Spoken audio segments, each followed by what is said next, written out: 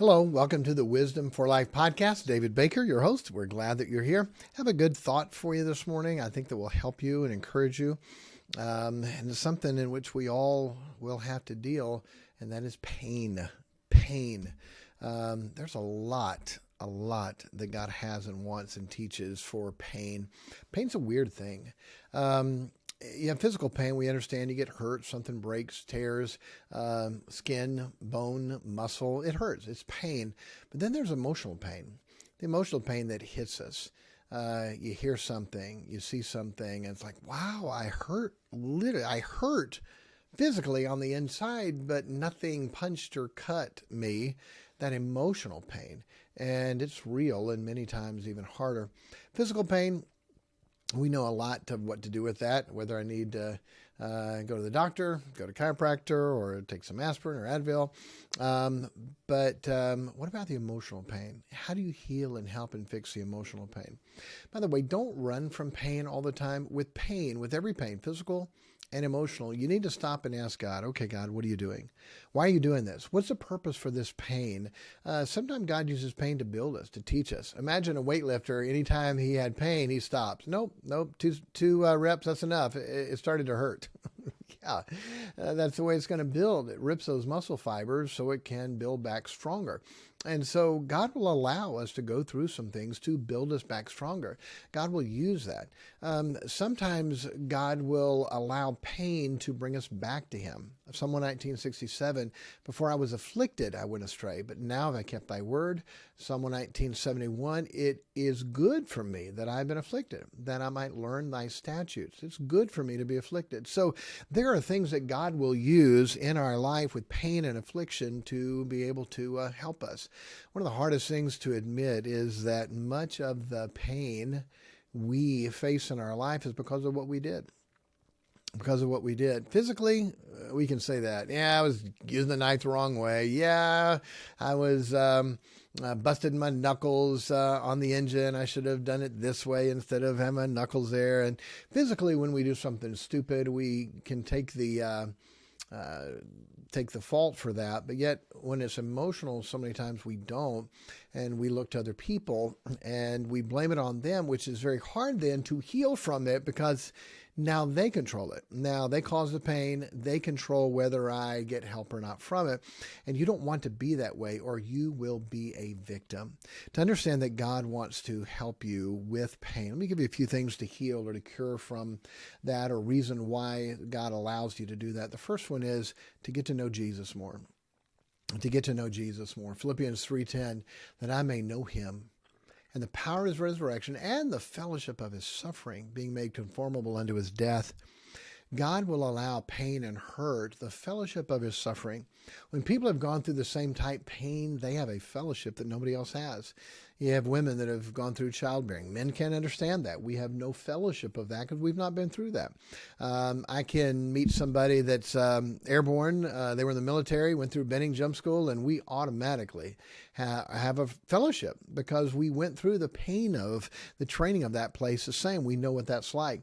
Someone that went through cancer, and boy, okay, I know what you're going through because they've been through that.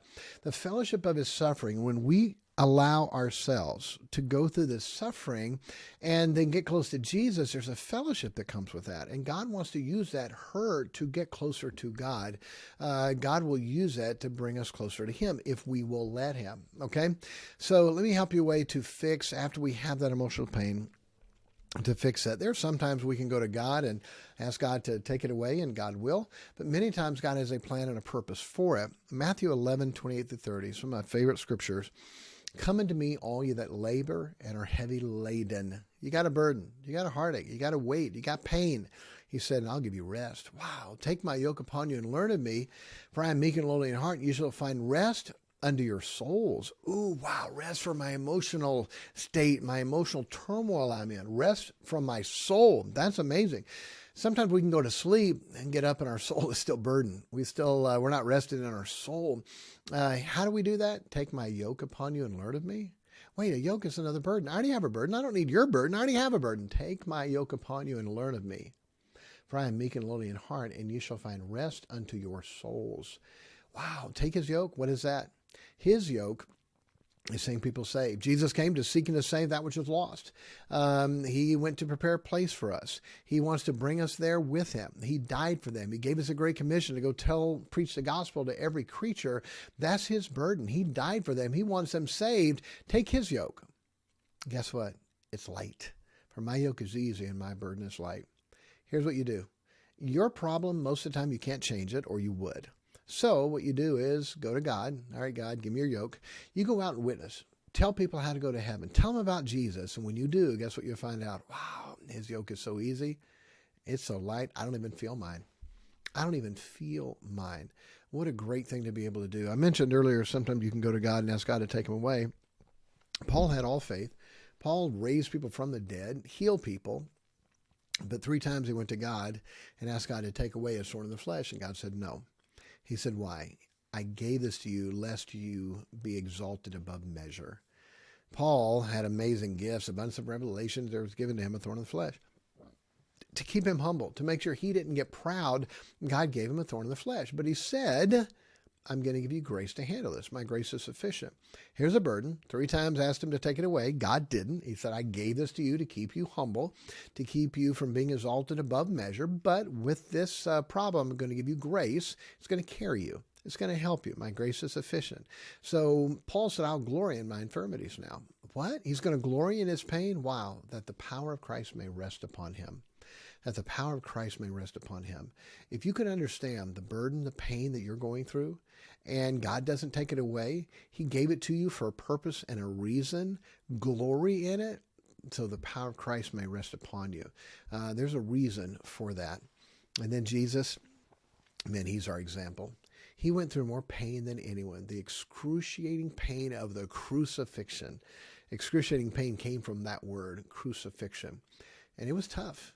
3 times, according to Luke and Mark, he went to Jesus, or he went to God, the Father, and said, not my will. He said, if thou wilt, let this cup pass from me. 3 different times. He came back and prayed again. And yet God said, no, I'm not going to take it away. Jesus said, not my will, but thine be done. This is a reason you have to go through this. But he said, with it, how did Jesus make it through? For the joy that was set before him. If we can understand that on the other side of the pain, there's joy. How does a woman make it through the childbirth pains, knowing there's a baby on the other side? Wow, precious. They say it's worth it all. It's worth it all. If we could realize on the other side of this, wow, it's exciting. If I love God and stay called to his purpose, God's going to take this and turn it around for good. I'm not quitting.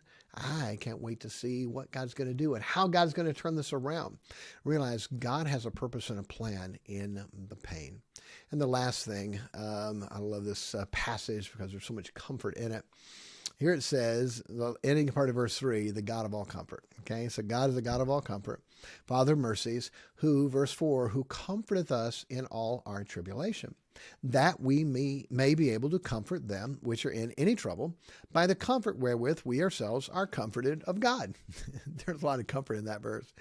God allows us to go through problems so he can comfort us, so then we can take that comfort and go comfort somebody else with what they're going through. Well, that doesn't seem fair. No, what's not fair is that Jesus had to carry the pain and burden of the cross in order for us to be saved. It's nothing wrong then for us as sinners to go through a pain or an infirmity or a trouble so we get comfort so we can go help someone else. My mom and dad had their first baby. Her name was Debbie, 2 years old. She died of a heart defect. Went in for surgery and didn't make it out. Phew, tough. Wow, hard. They took the comfort of God, and now for decades, they've been able to go to people and comfort them because they were comforted and know that comfort and can use it to help someone else. Wow. That's what God wants to do. What have you been through? What are you going through? Why does God allow you to going through that? Is it like David, before I was afflicted, I went astray? Does God want to use that in your life to help you get close to him and fix some things in your life?